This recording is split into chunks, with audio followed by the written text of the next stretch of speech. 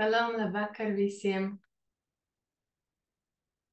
Jaunu un svētīgu jauno gadu, lai Ašem tiesa un nolēmums būtu mums par svētību. Mēs turpinām šodien mūsu pagaidām pēdējo lekciju Kuzari grāmatā. Mēs pabeigsim pirmo nodaļu. Un vēlējos atbildēt uz Oskara, piedodiet, uz Henriha jautājumu pagājušo reizi. Mēs pabeidzam atkal pusvārdā, un es pārprasīju Ravīnam, kā tur ir par to Jom Kipur pa salīdzināšanas dienu neebrejiem.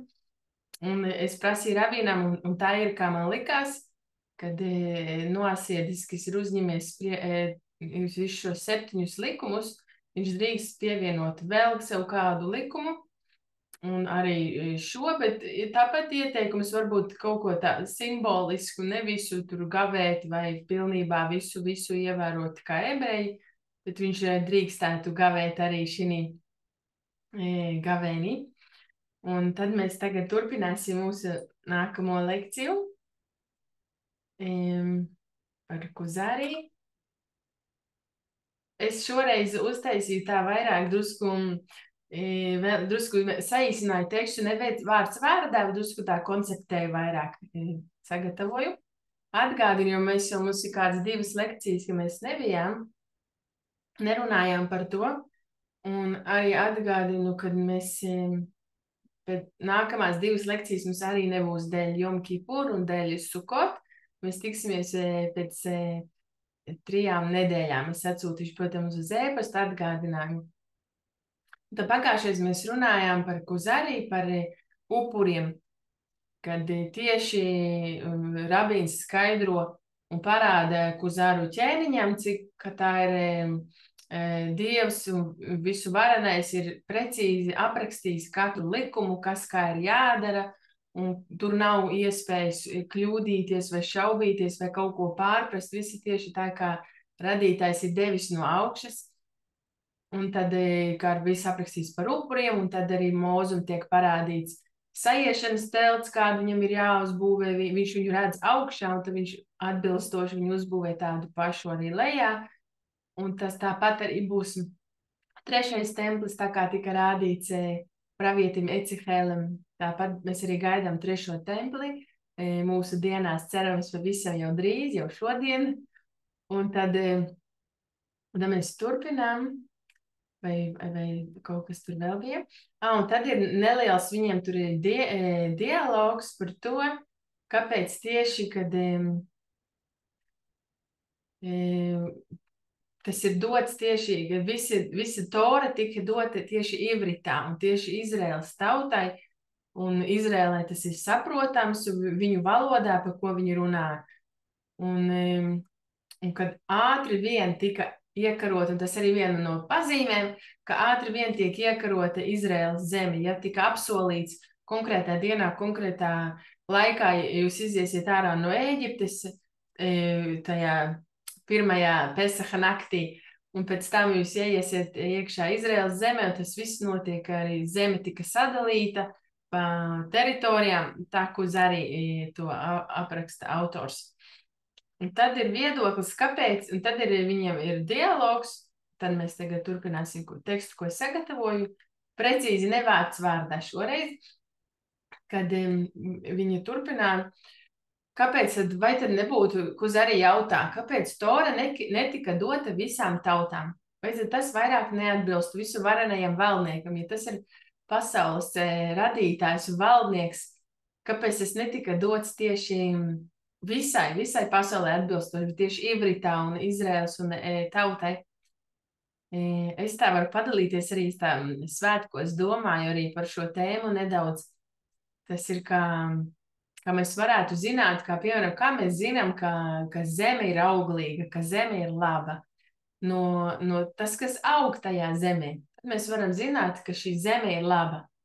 Un tieši līdzīgi arī mēs zinām visu vareno valdnieku, un tieši caur to, kā viņš atklājās Izraēlas tautai, mēs zinām, mēs viņu iepazīstam un saprotam, visi šie brīnumi mums paliek skaidri saprotami. Tas ir tāds veids, kā viņš atklājās. Tad rabīns atkal atgādina stāstu, ka no pirmā cilvēka Ādama, kas tika radīts Dieva līdzībā, izveidojas Izraēlas tauta, sākumā pa vienam mantiniekam pārmantojot īpašu līdzību Ādamam, līdz tas nonāca līdz Jēkabam. Mēs redzējām tekstā, kad ir viens dēls ir manā līdzībā, un bija vēl citi dēli un meitas. Katru reizi tiek uzsvērts viens cilvēks, kurš pārmanto šo Ādama līdzību, un Jēkabam piedzimst visi dēli, 12 dēli, un šie visi dēli piedzima šo īpašo līdzību, un tā izveidojas Izraēlas tauta. Un kādas svētības ir bijušas Izraēlas tautā? Ilgs mūžs un gudrība. Tas arī mēs it kā šeit būs nedaudz dialogs par to, kāpēc tad Izraēlas tauta bija tik nicināta. Ja mēs jau šodien jau mēs varam teikt, paldies Dievam, Izraēlas tauta atgriezās savās mājās, un mēs redzam svētību pārējiem Izraēlas zemē ar raža, es dzirdēju, 300% lielāku, un tiešām viss zaļo un plauks un izdodas.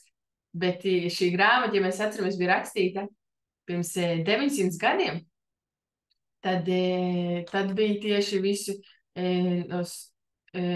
Spānijā, un gan musulmaņi, gan kristieši vajāja un galināja ebrejus, un tad būs šeit viedoklis par to arī nedaudz dialogs. Un kāpēc citās reliģijās cilvēki ir svētītāki un bagātāki? Arī tajā laikā runājot, ja mēs šodien redzam jau nedaudz savādāk, arī mēs redzam arī Izraēlas tautā svētību lielu. Bet tad kāpēc tieši tie musulmaņi un kristieši viņi valdīja, un ebreji bija tie, kas tiek nicināti un vajāti? Un rabīns atbild, tas ir pārsvarā pēc nāves, visas reliģijas sola, paciet šo dzīvi, un nākamajā saulē tu būsi laimīgs. Šeit mēs arī runājam par to, kā tas ir paradīze un elle, un par šīm tēmām. Šī ir pēdējā faktiski tēma pirmajā nodaļā. Jākuz arī piekrīt, visi viņi ir ar mieru ciest šī saulē, daļa absolūtā mūžīgā labuma tajā saulē.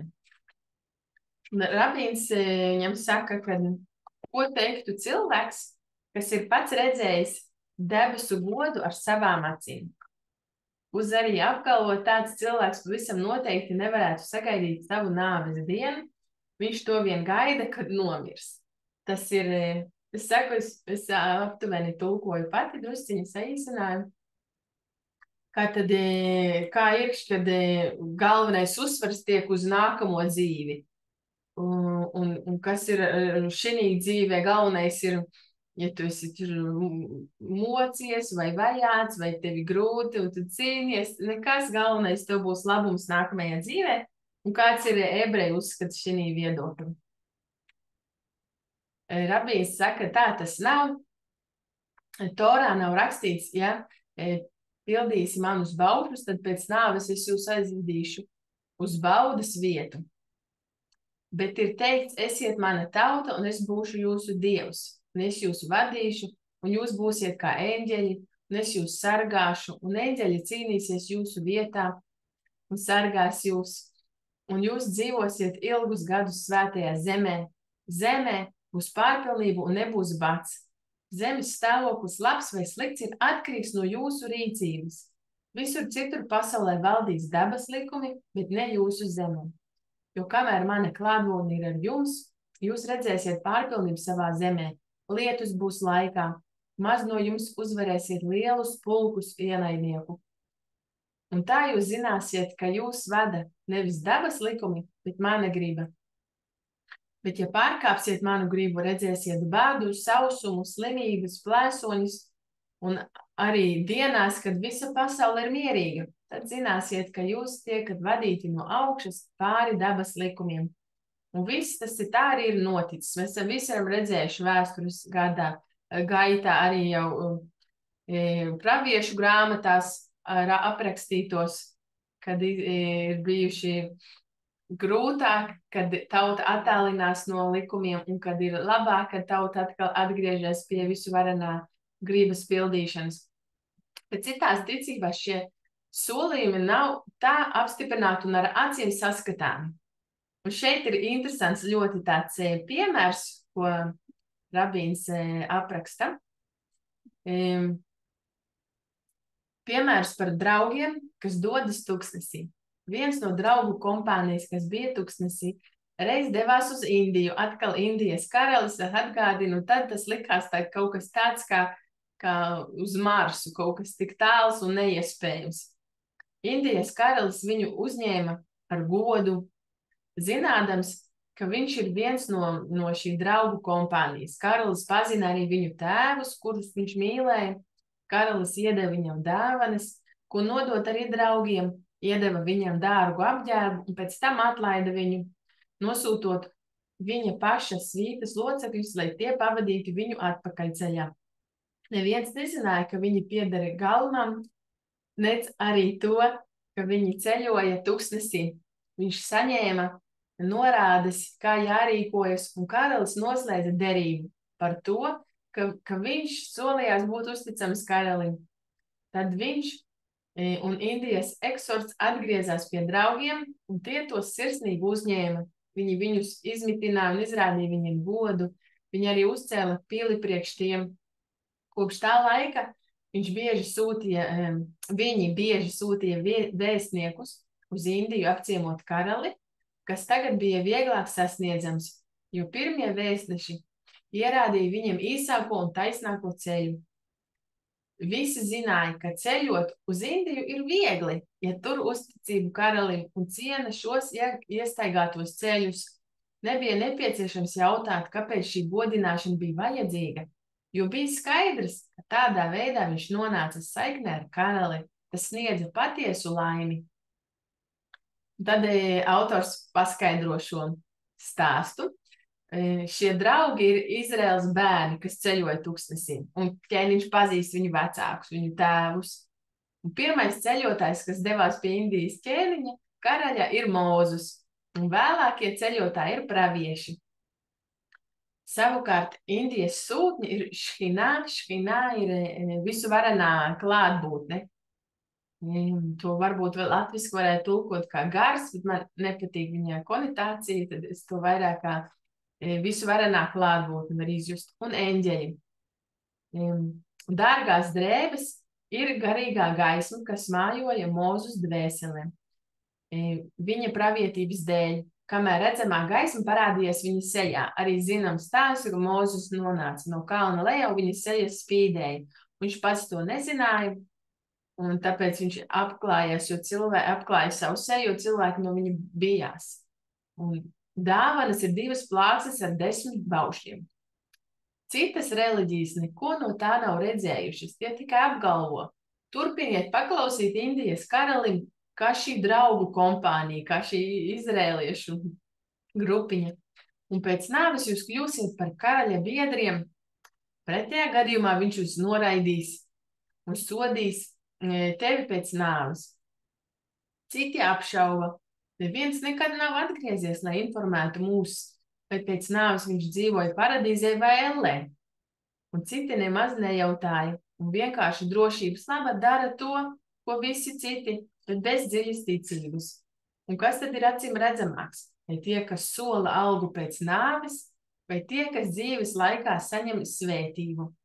Ja mēs lasījām iepriekšējā lapā visa varenā apsolījumi, ja mēs kalposim un pildīsim visu varenā gribu, ebreju tauta, tad būs svētības pāri dabas likumiem, un kā Izraēlas zemē, ja mēs zinām, lietus līdz tikai un vienīgi ziemā. Tas ir 3-4 mēneši, un visu pārējo gada laiku ir tīri karsts.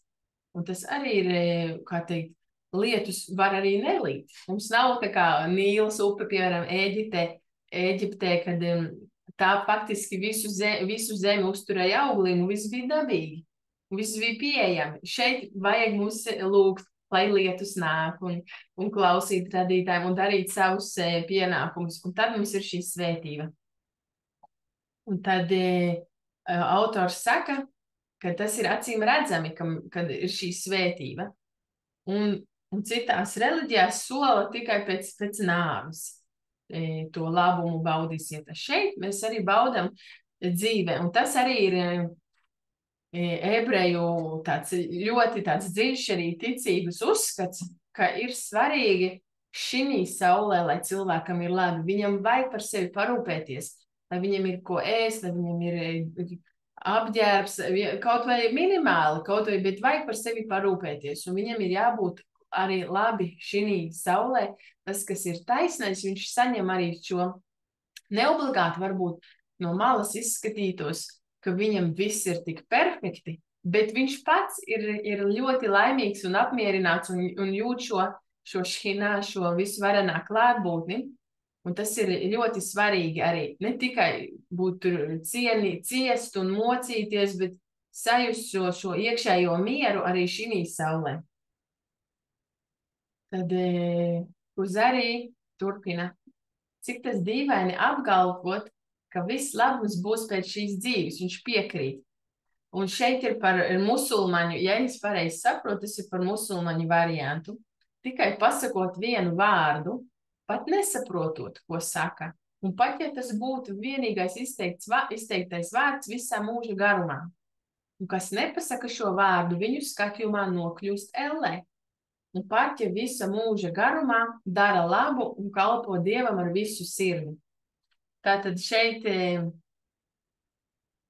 kad, ja es saprotu, tas ir runa par musulmaņiem, galvenais ir pateikt kaut kādu vārdu, un tad tu nonāci paradīzē.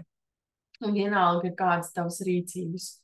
Un rabīns saka, pēc mūsu uzskatiem nav tāda cilvēka no visām zemes tautām, kas nesaņemtu atalgojumu par visu labo, ko viņš ir veicis. Vienalga ebrejs vai neebrejs ir veicis labus darbus, viņš par to saņems arī algu.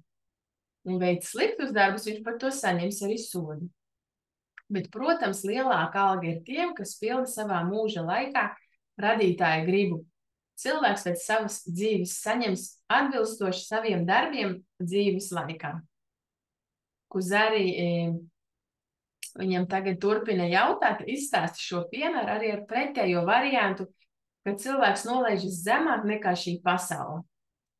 Un šeit mēs saprotam, kad rabīns saprot, dost atbildi, kāpēc ebreji tika vajāti tajā laikā pirms 900 gadiem. Un tad tu jautā, kāpēc kristiešu un musulmaņu stāvoklis šodien ir labāks, jo viņu reliģija sākās, kad tie bija vajāti. It kā bija pretējais stāvoklis, kad viņi sāka ar mazu grupiņa, un viņiem sākumā varbūt viņi bija tika vajāti, un tagad tā ir pieņemta reliģija, cienījama reliģija, kur viss ticības, kur visa atzīst, un visi viņas pievienojās, un kad šis stāvoklis izmainījās, un kā tas ir, kad ja ebrejiem bija it kā labi, un tagad viņiem ir slikti, vai tas kaut ko nenozīmē, Uzarī prasa. Un tad, jā, mūsu stāvoklis šodien ir slikts, bet tik un tā mēs esam tuvāki radītājam. Uzarī apšauba to, tas varētu tā būt, ja jūs paši būtu izvēlējušies šo stāvokli, bet tas ir uzspiests jums, un jūsu ienaidnieki jūs galina un vajā. Un rabīns atbild, tu atradi manu sāpīgo punktu. Ja mēs sakam, tad vēl bija trimdā, un tas tiešām bija, kā gaida šo apsolīto, ka mums būs labi. Ja patiešām ar pazemību Dieva un Toras priekšā mūsu lielākā tautas daļa būtu pieņēmusi mūsu mocības, tad nebūtu dievišķā klātbūtne mūsu pametus uz tik ilgu laiku. Bet tomēr tas ir arī no brīvas gribas, jo ar vienu vārdu mēs varētu atbrīvot no šīm ciešanām un pievienoties citai grupai. Jebkurā brīdī ebrejs varēja tajā pirms 900 gadiem pāriet uz kristietību vai uz islamu un būtu sev atbrīvojis no šīm ciešanām, un tomēr viņi to nedarīja, un tāpēc arī autors saka, tomēr tāpēc viņi arī skaitās, viņi uzņemās ar brīvu gribu šīs ciešanas. Un tas nepaliek nepamanīts taisnajam tiesnesim, bez atalgojuma. Bet ja mēs to ciestu par godu radītājiem, tad būtu jau Mesijas laikmets. Ja mēs pieņemtu, viņš saka, tiešām ar pazemību šo ciešanu posmu, periodu, un tā radītājs grib, es esmu ar mieru, esmu ar mieru pildīt viņa gribu. Un tad viņš saka, tad jau būtu Mesijas Mašieha atnākšana. Tāpēc mūsu ticību nevar pieņemt ar vienu vārdu vien, bet gan mēs apmācām mūsu likumus par šķīstījumu, Toras studēšanu, apgraizīšanu, vēl citus likumus, pie kuriem ir jāpiepūlas. Un pamācām, ka apgraizīšana ir zīme mūsu derībā ar visu vareno. Vienmēr atcerēties, lai cilvēks varētu pārvarēt savas miesas kārības un izmantot tikai šķīstos brīžos un atļautos apstākļos, un tad arī viņa sēkla būs cienīga Ašem visu varenā atklāsmei. Šeit mēs runājam par to, ja kāds pievienojās ebreju ticībai, tad viņš var pievienoties, un ja viņš ievēro visus šos Toras likumus, tad viņa sēkla, viņa pēcteči, šeit mēs runājam arī drusku par to, iepriekš es atgādināšu, kļūst cienīgi visu varenā atklāsmē un saņem šo pravietojumu. Un mēs arī runājām par to, ka Kuzari varbūt ir tāds viedoklis autora, Rabi Jūdā Levija autora viedoklis ir tieši par vai Gers ir tas, kas pieņem jūdaismu un pievienojas ebreju tautai, vai viņš ir vienlīdzīgi vienā stadijā ar ebrejiem. Ir dažādi likumi, par ko mēs runājam. Viņš tur nevar kalpot templī, viņš nevar būt, protams, priesteris vai levi, jo viņš nav. Un viņš nevar būt arī tur tiesnesis un tādas kaut kādas tādas dažas lietas, bet viņa bērni visu to var būt. Viņa bērni var būt ķēniņa, apprecēties, ja meitas ar ķēniņu apprecēties, bet viņš pats nevarētu būt ķēniņš. Bet, un tieši par šo pravietojumu ir runa, vai viņš var saņemt pravietojumu. Tad Ravīns Kuzari saka, ka Gers nevar saņemt pravietojumu, bet tajā pašā brīdī mēs redzam, ka viņš apraksta nākamajā lapas pusē, vienkārši drusku saīsināju šos tekstus, ka neebrejs var saņemt, un mēs esam redzējuši un bijuši mums arī tas pats Bilāms, kā latviešu pareizi saka, Biljāms, ka viņš saņēma pravietojumus, viņš dzirdēja visu vareno. Un tad arī noteikti arī tas, kas pievienojas Izraēlas tautai, arī varētu tādā pašā līmenī, kā šis, kā neebrejs, kā varbūt nedaudz zemākā līmenī. Mums ir arī piemērs Torā praviešu grāmatās Ovadijā.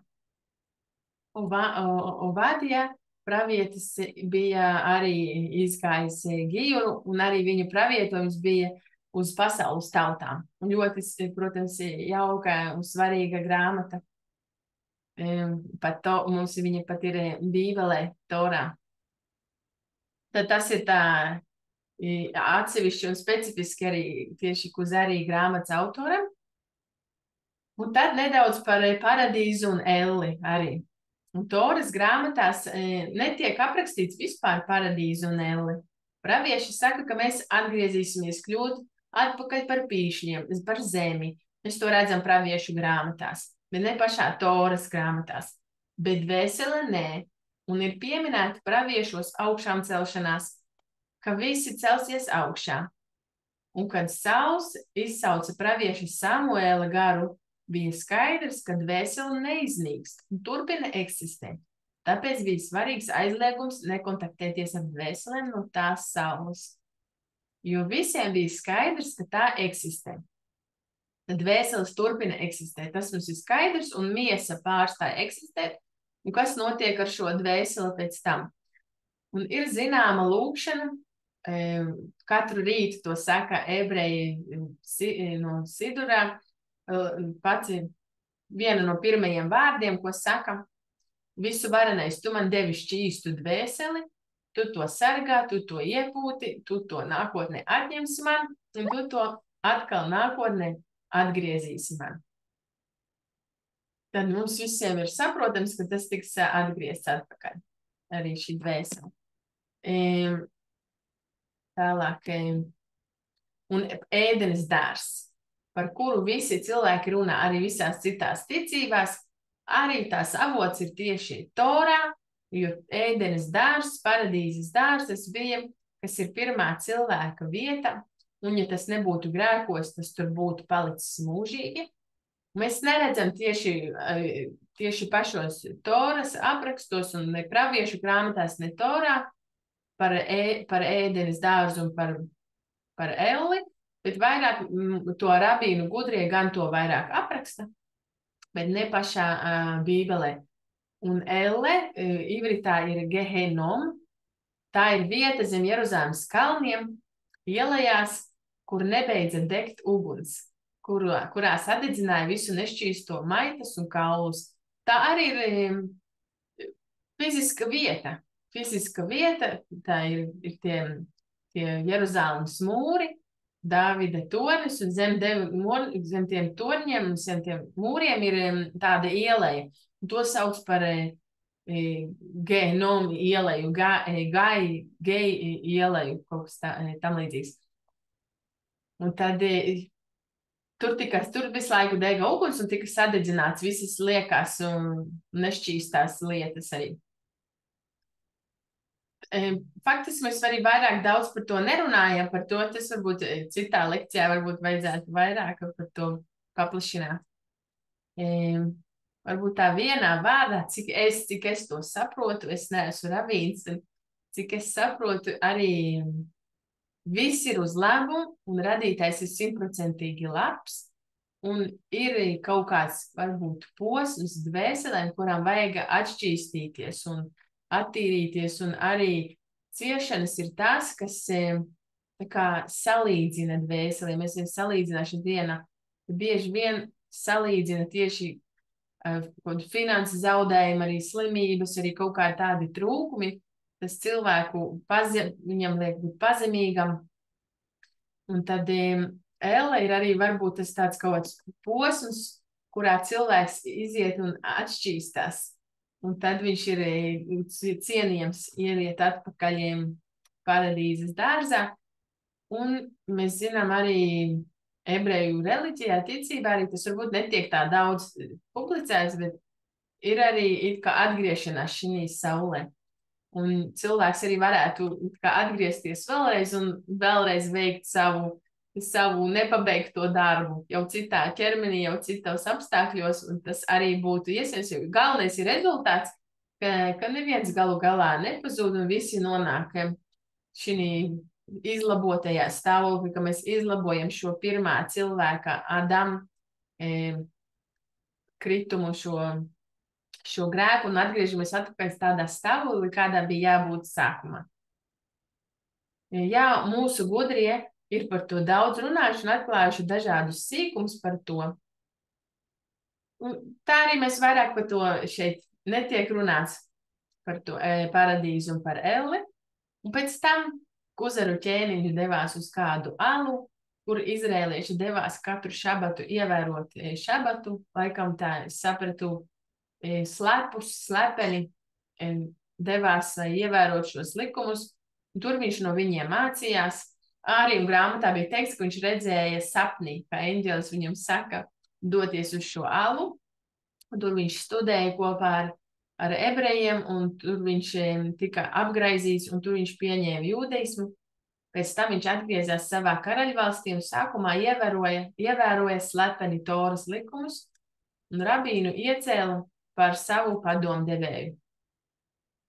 Un tā turpināja ar viņu kopā studēt Toru. Sākumā viņi ir tikai divatā, un pēc tam tas lēnām izplatījās tālāk.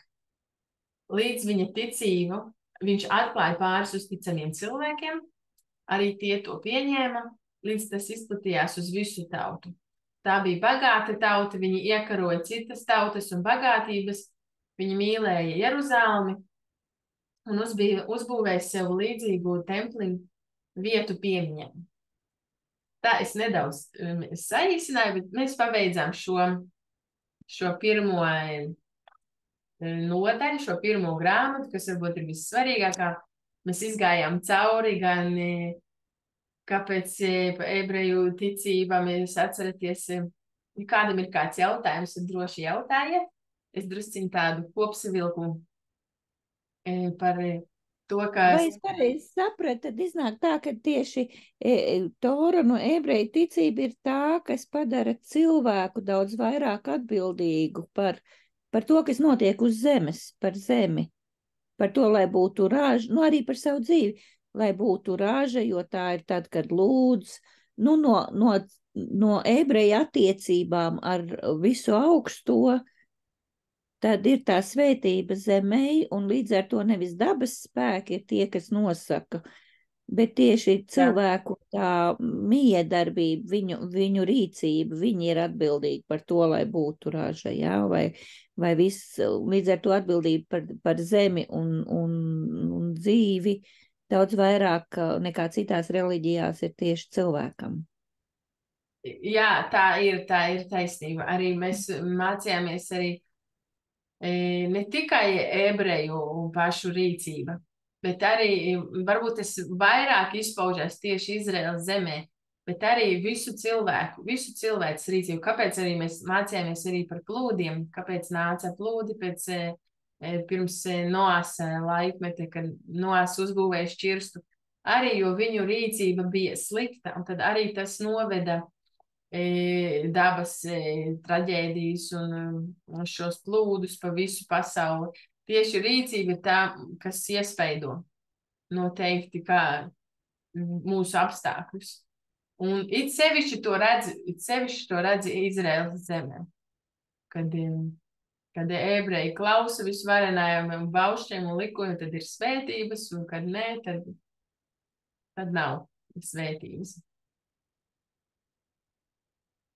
Un tad drusciņi varbūt to kopsavilku, mums ir vēl kādas minūtes, kad sākumā mēs runājam arī par iziešanu no Ēģiptes un par to, kāpēc tieši autors aprakstīja, ka viņa ticība sākās tieši no viņa, ka viņš apraksta savu personisko liecību un tad tālāk.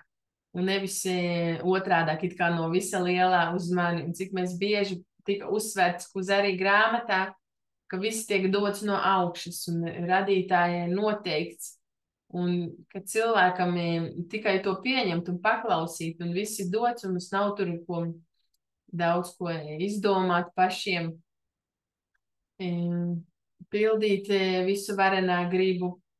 Mēs runājam arī par šabatu, kā tika pieradināts pie šabata kalpošanas, kad faktiski šabatā nebija šī manna no debesīm. Nebija, un tad cilvēks jau tika pieradināts pie tā, kad ir jāsagatavojas šabatam jau iepriekšējā dienā.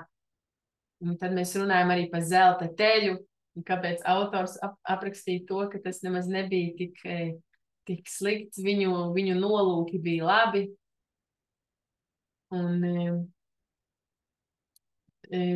viss droši vien tās visas galvenās tēmas mēs aprunājam šī grāmatā. Un mēs droši vien, es gribētu nākamās lekcijas, ja kādam ir varbūt kaut kādas ieteikumi, es domāju, varbūt mēs varētu turpināt izstudēt visu dzīves ciklu no brīža, kad bērns piedzimst, līdz cilvēks nomirst, visādi tādas, kā vajadzētu rīkoties, kā nosītni vajadzētu tieši rīkoties. Šie 7 likumi varbūt pārsvarā ir aizliegumu likumi. Ir vēl visādas lietas, ko mēs varam attīstīt un kā te mums precamies un šķiramies un bērni un kā audzināt un visādas tādas lietas. Tas ir viena ideja tāda. Un otra, es gribētu arī, ka mēs kopā izstudētu 13 pamata ticības, Rambama pamaticības ebreju ticībā. Arī man šķiet ir ļoti daudz ko mācīties. Un tā ir tādas manas idejas, un ja kādam ir kādi ieteikumi, arī es priecāšos dzirdēt par nākamajām lekcijām. Un tad varat man droši arī rakstīt uz e-pastu. Un liels paldies visiem, kas bija šī lekcijā. Labu jums visiem jauno gadu. Un mēs tiksimies atgādinu pēc 3 nedēļām. Es atsūtīšu uz e-pastu. Atgādināju pēc svētkiem, pēc Jom Kipur un pēc Sukot svētkiem. Paldies! Paldies! Ar labu vakaru! Labvakar!